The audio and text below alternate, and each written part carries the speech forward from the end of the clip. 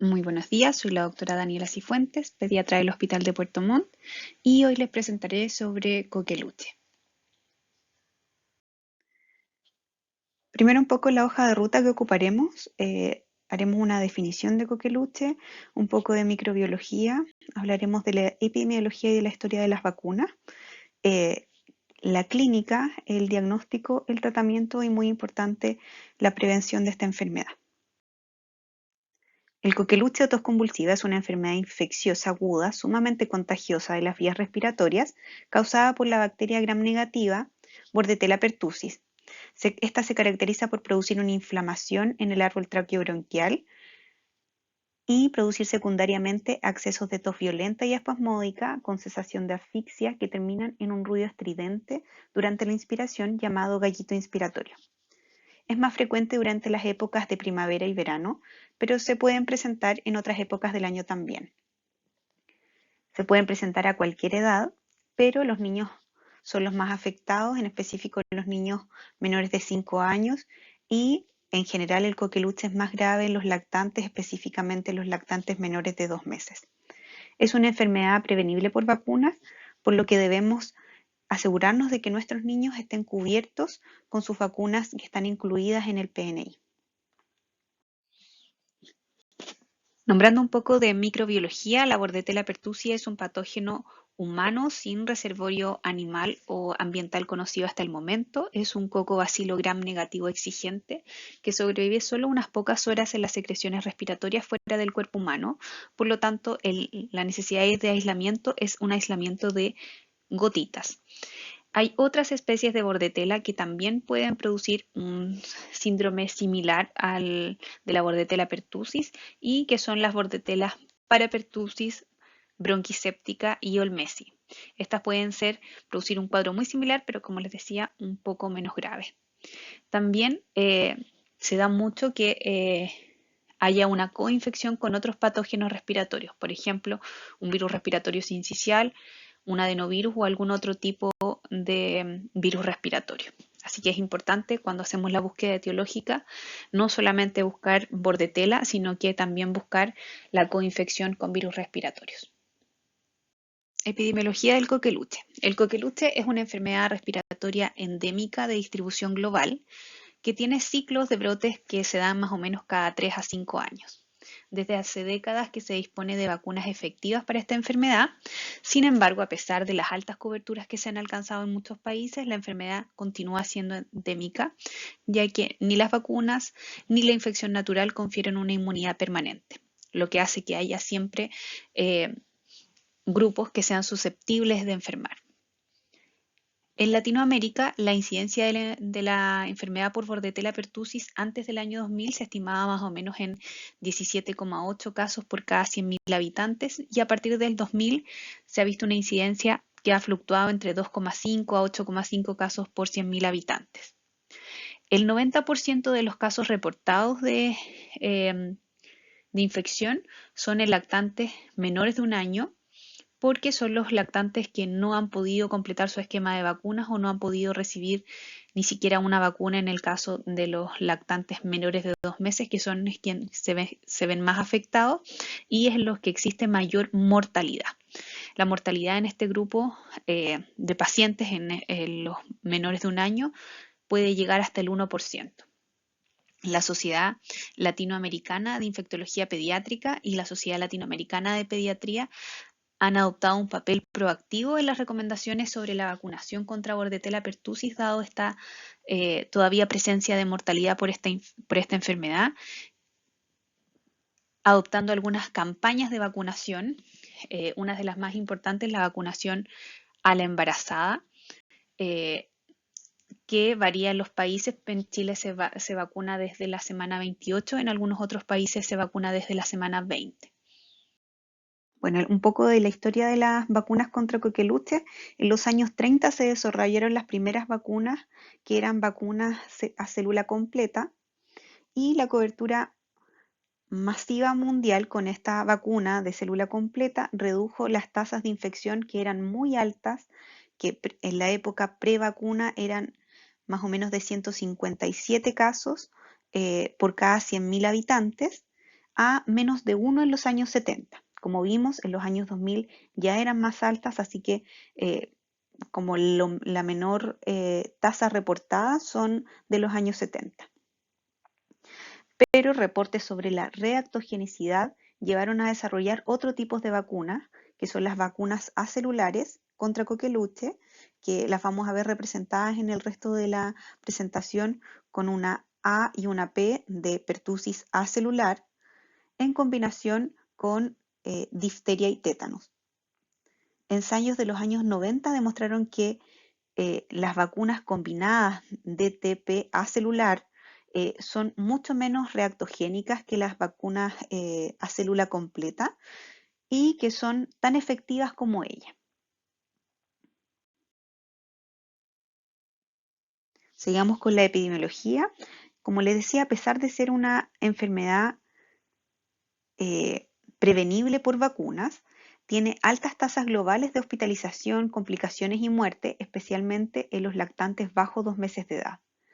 Para disminuir su transmisión, la idea es que la cobertura vacunal sea superior a un 90% y la vacunación debe ser homogénea dentro de un país que es muy difícil dentro de nuestro país, que es un largo país, y también dentro de las regiones. O sea, nuestros países vecinos deben tener también una alta tasa de cobertura vacunal para que evitemos los brotes epidémicos y podamos proteger así a los grupos vulnerables.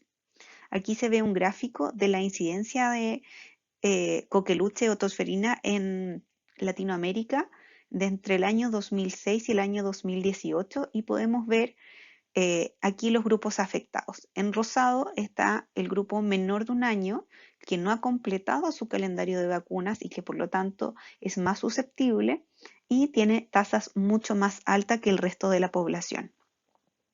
En el año 2012, como les contaba previamente, hubo un brote que no fue solo en Chile, sino que a nivel regional de Latinoamérica y que se vieron tasas tan altas como 100 por cada 100.000 habitantes en los menores de un año.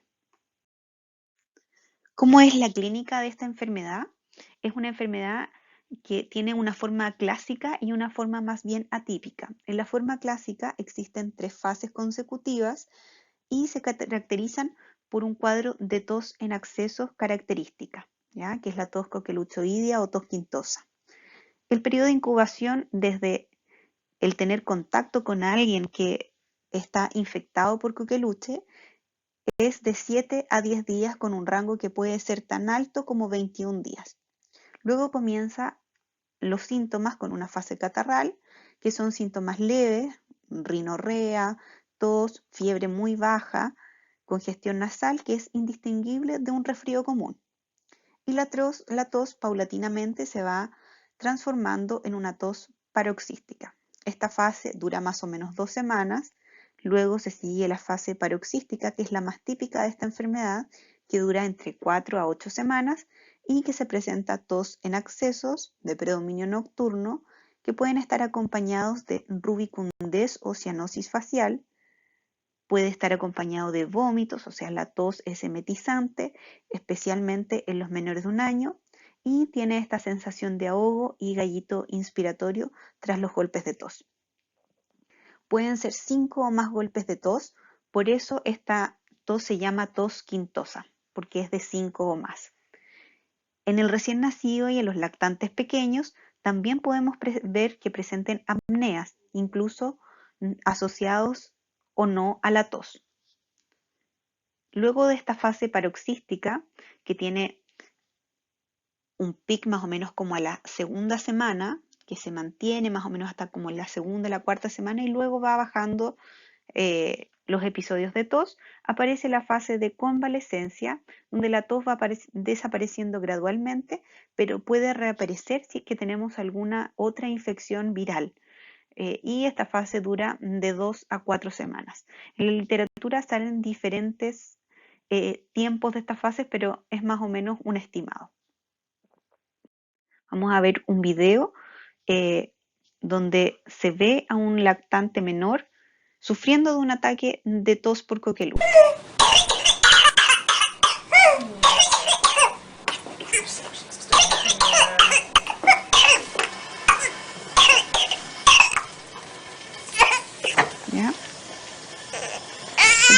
apremiado. Si se dan cuenta, aquí está con oxígeno, probablemente porque durante los episodios de tos se produce cianosis y puede haber hipoxemia.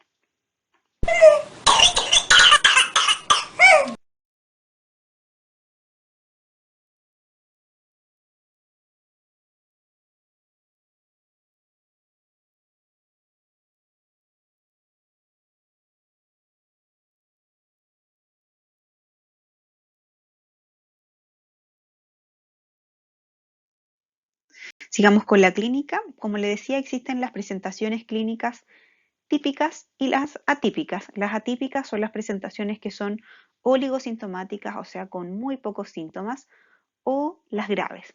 Ocurren con más frecuencia en niños pequeños y en las personas que han sido vacunadas, o sea, está un poco como modificada la enfermedad por la vacunación. Y contribuyen al desconocimiento y a la propagación de la infección. Porque si tenemos un adolescente que fue vacunado y que tiene muy poca sintomatología o casi nada de síntomas, puede ir y transmitir la enfermedad a otras personas. En lactantes pequeños, en general menor de 4 meses, la etapa catarral, que era como un resfrío común, puede ser más corta o incluso estar ausente. La tos puede ser muy leve, puede no tener fiebre y puede tener solo un poco de coriza o estornudo. La etapa paroxística puede estar caracterizada por arcadas, jadeos, vómitos, cianosis y bradicardia o taquicardia si es que la enfermedad es grave. Y la tos puede no ser paroxística, pero en general es una tos que produce apremio respiratorio. Y también estos lactantes pequeños pueden presentar complicaciones que incluyen apneas, convulsiones, dificultad respiratoria, neumonía e hipertensión pulmonar, hipotensión y shock. En los niños vacunados, como les decía, la presentación clínica y el curso de la infección generalmente son menos graves que los niños que no han sido vacunados. En general puede disminuir un poco la duración de la tos y en general los lactantes tienen menos eventos de apnea, los lactantes que han recibido aunque sea una dosis de vacuna versus los lactantes que no han sido vacunados.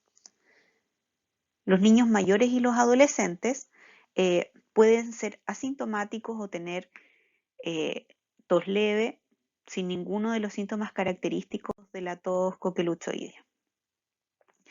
Dentro de las complicaciones, las más frecuentes son hemorragia subconjuntival a consecuencia del esfuerzo tusígeno, dificultad para alimentarse y deshidratación, sobreinfecciones bacterianas como neumonía y otitis media, y otras menos frecuentes pero graves pueden ser las convulsiones, la encefalopatía secundaria al coqueluche, apneas, muerte súbita, coqueluche grave, que se caracteriza por tener una neumonía con hipertensión pulmonar y falla hemodinámica, y obviamente muerte. Las complicaciones están relacionadas con la edad y la inmunización previa del niño y son más frecuentes y graves en recién nacidos y lactantes susceptibles menores de 4 a 6 meses. Por eso la importancia de la vacunación. ¿Cómo vamos a hacer el diagnóstico del coqueluche? Primero con una sospecha con una clínica compatible. Hay diferentes definiciones de casos y estas varían según el país. La definición de caso de Chile nos dice que hay tres grupos: el grupo menor de 6 meses, el grupo entre 6 meses y 9 años y el mayor de 9 años. La definición de caso de el menor de 6 meses es un lactante que presenta tos y coriza, afebril o con febrícula, acompañado de uno o más de los siguientes síntomas, que sería estridor inspiratorio, vómitos posttusivos, apneas, cianosis o paroxismos de tos. De 6 meses a 9 años, una persona que presenta paroxismos de tos de al menos 7 días de duración, afebril o con febrícula y con uno o más de los siguientes síntomas: estridor inspiratorio, apnea o vómitos posterior a los accesos de tos, en ausencia de otra causa aparente. Y en los mayores de 9 años, persona que presenta tos paroxística no productiva de al menos 14 días de duración y uno o más de los siguientes síntomas: estridor inspiratorio, apnea, sudoración, entre los accesos de tos, vómitos posttusivos o empeoramiento nocturno de la tos. Cuando tenemos la sospecha diagnóstica, podemos hacer estudio etiológico para confirmarlo. Y esto en Chile se hace con una PCR, o sea, una reacción de polimerasa en cadena. También por cultivo o por serología, esto dependiendo del estadio de la enfermedad en el cual hacemos la sospecha diagnóstica. Entonces vemos acá que esto está en semanas y el inicio de la tos. Desde el inicio de la tos a las primeras 2 semanas podemos hacer cultivo y el cultivo nos puede salir positivo. En general, esta es una bacteria fastidiosa, por lo tanto, es de difícil cultivo. Probablemente no todos los laboratorios van a tener la posibilidad de hacer cultivos para bordetela. Luego tenemos la PCR, que puede salir positiva dentro de las primeras 4 semanas desde el inicio de la tos, pero va perdiendo sensibilidad. Y si es que hacemos el diagnóstico ya con más de 14 días de tos, la idea es que tomemos PCR, pero también que tomemos serología de bordetela. Y esta puede salir positiva desde la segunda semana hasta casi 12 semanas después del inicio de la tos. Esto es para hacer la confirmación etiológica. ¿Qué exámenes complementarios podemos tomar? Y esto va a depender de cada caso. Podemos necesitar hacer una radiografía de tórax para descartar complicaciones, un hemograma en los lactantes pequeños para ver si es que hay leucocitosis y si hay leucocitosis absoluta nos puede ayudar a hacer el diagnóstico, y si tenemos una leucocitosis marcada mayor a 30.000 debemos pensar que este paciente puede evolucionar con un coqueluche grave y va a requerir vigilancia y probablemente hospitalización. También podemos pedir panel de virus respiratorios como diagnóstico diferencial o para diagnosticar coinfecciones. Y muy importante es que esta enfermedad es de notificación obligatoria en Chile.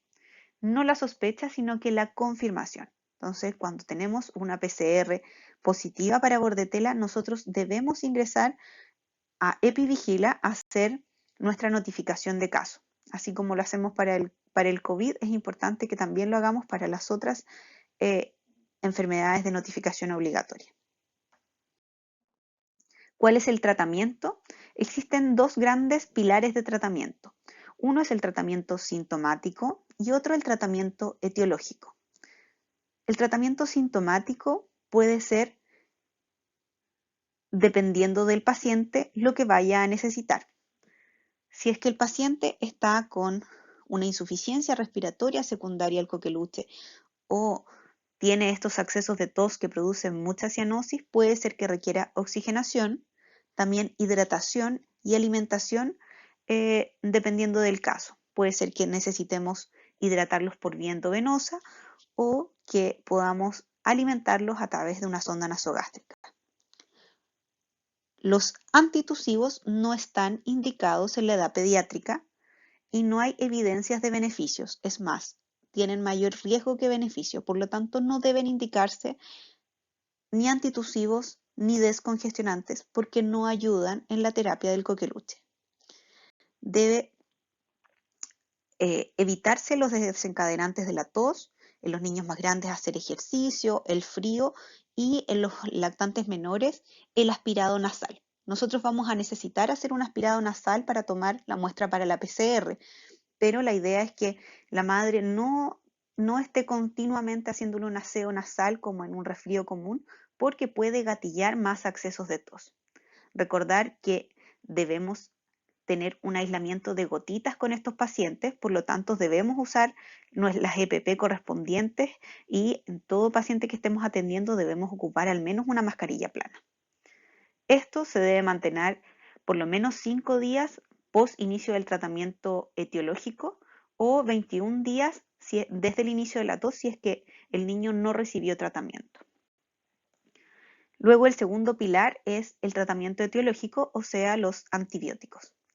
Tiene como finalidad la erradicación de la infección de la nasofaringe y así interrumpir la transmisión de la enfermedad. Algunos estudios dicen que disminuiría la severidad y la duración de los síntomas si se comienza dentro de las primeras 2 semanas de infección. Hay controversia con eso, pero de todas maneras, para interrumpir la transmisión de la infección, debe iniciarse el tratamiento antibiótico. Y el tratamiento antibiótico debe iniciarse con la sospecha, no con la confirmación, ya que la confirmación puede llegar tardíamente. Y debe ser no solo al caso índice, sino también hay que hacer quimioprofilaxis a los contactos. ¿A qué contactos debe hacerse la quimioprofilaxis? En general a los contactos intradomiciliarios, a los contactos estrechos? Así que les voy a dejar en la bibliografía el boletín del ministerio para que sepan cuándo deben administrar o no la quimioprofilaxis. ¿Y qué antibiótico podemos usar?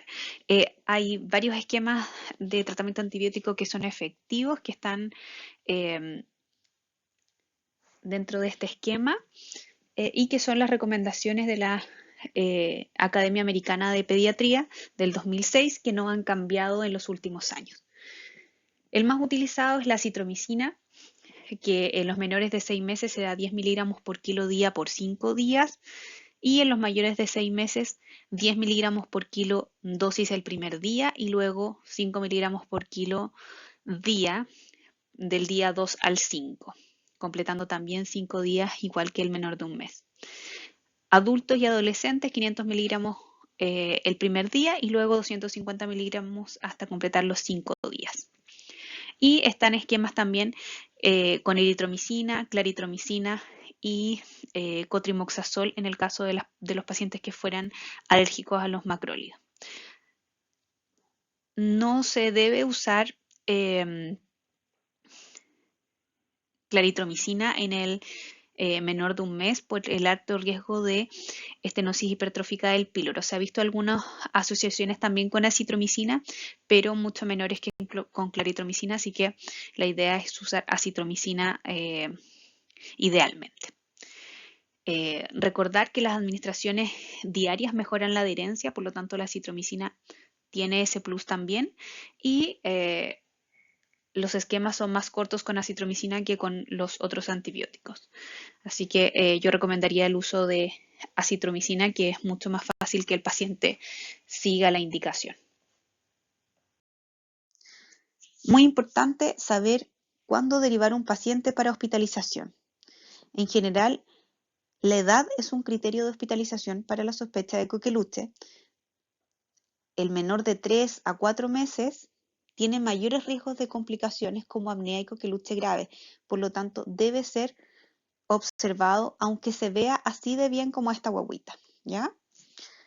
Si el paciente tiene dificultad respiratoria y requerimientos de oxígeno, también va a requerir hospitalización. Si tiene una neumonía por coqueluche, también debe hospitalizarse.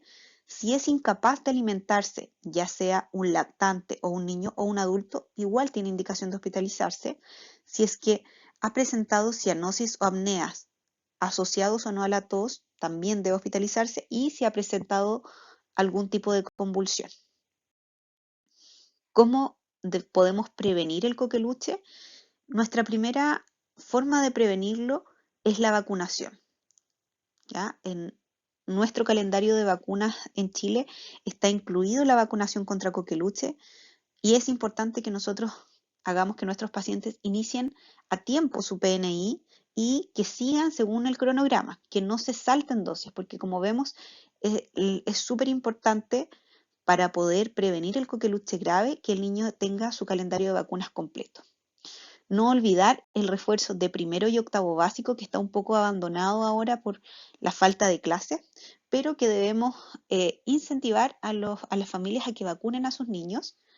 La vacunación de la embarazada en cada embarazo es súper importante y en Chile se vacuna a la embarazada desde la semana 28.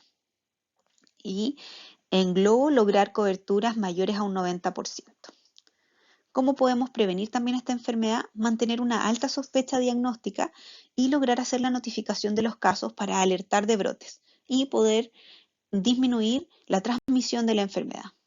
Las recomendaciones a la población general son muy parecidas a la del COVID. Idealmente mantener un distanciamiento social, no exponer a los menores de 1 año a eventos masivos, taparse la boca al estornudar o toser, ya sea con el antebrazo o con un pañuelo, lavado de manos frecuentes, no besar a los niños, esto es súper importante, y evitar el contacto con personas sintomáticas. Un poco más sobre la vacunación contra Bordetella pertussis. Existen dos tipos de vacunas, las vacunas celulares y las vacunas acelulares. Las vacunas celulares utilizan la bacteria entera, que puede ser distintas cepas y estar inactivada por diferentes métodos, ya sea físicos o químicos. Estas vacunas en sí contienen muchos antígenos, tienen una inmunogenicidad, eficacia y patrón de seguridad variables dependiendo de la marca de la vacuna, pero en general replican muy bien la respuesta inmune de la infección natural. Podemos ver en este esquema la respuesta inmune que se produce al tener la infección natural, la respuesta inmune a la vacuna pertussis celular y a la vacuna acelular. La respuesta inmune a la infección natural va a producir que tengamos una respuesta tipo de IgG2A e IgA predominantemente, que también lo logra la vacuna acelular completa, pero la vacuna acelular no lo logra de la misma forma. Es más, tiene una respuesta inmune de otro tipo de anticuerpos. Por lo tanto, no replica tan bien la respuesta inmune parecida a la infección natural. Pero las vacunas acelulares, a diferencia de las vacunas celulares, tienen menor reactogenicidad, por lo tanto, son mucho mejor toleradas por los pacientes. Estas vacunas contienen menor número de antígenos, en general entre 1 a 5, están mejor reguladas y presentan, como les decía, menor reactogenicidad. En Chile se introdujo la vacuna acelular para el calendario completo desde el año 2018. Antes los teníamos para los pacientes mayores de 7 años y manteníamos algunas dosis celulares durante el esquema primario, pero desde el 2018 con la administración de la hexavalente, solo tenemos vacuna acelular en nuestro calendario de vacuna. Es difícil que logremos regresar hacia las vacunas celulares porque son menor toleradas por la población. Bueno, como les mencioné previamente, tanto la infección natural como la vacunación frente a la tosferina o coqueluche confieren una protección limitada y se estima que dura más o menos 4 a 20 años por la infección natural y la inmunidad adquirida mediante la vacunación dura solo 4 a 7 años, por eso la importancia de los refuerzos en las edades, en la infancia, la adolescencia y en el embarazo. Estudios demuestran que las vacunas acelulares tienen menos efectos adversos, tienen menor fiebre, menor dolor y menor edema local en el sitio de punción. Los niños vacunados con vacunas acelulares presentan un menor riesgo de eventos adversos neurológicos asociados a la vacunación, como episodios de hipotonía, hiporrespuesta, convulsiones y convulsiones febriles. Y además hay una reducción significativa del riesgo relativo de acudir a un servicio de urgencia por los efectos adversos asociados a la vacunación. Por lo tanto, es mucho mejor tolerado y las familias son más adherentes a poner los siguientes refuerzos. Hay diversos esquemas de vacunación, tanto celulares que combinan solo celulares, celulares acelulares o combinadas. En Chile y en el mundo en general, los refuerzos a los adultos y a los niños mayores de 7 años deben ser con vacunas acelulares por la alta reactogenicidad a esta edad y están en estudio algunas nuevas vacunas que son vacunas, algunas incluyen vacunas celulares pero con menor reactogenicidad que las ya conocidas. Este es el calendario de vacunas que se ocupa en Latinoamérica. Si vemos acá, está marcado Chile, tenemos que todas nuestras vacunas son vacunas acelulares y que nuestra vacunación en la embarazada es desde las 28 semanas, esto para proteger al lactante menor de 2 meses, que no tiene ninguna vacuna. Si se fijan, todos los esquemas inician desde el segundo mes porque la mayoría de las vacunas licenciadas están para ser usadas sobre las 6 a 8 semanas de vida. Y llegamos al final de la presentación. Un par de conclusiones. El coqueluche es una enfermedad altamente contagiosa.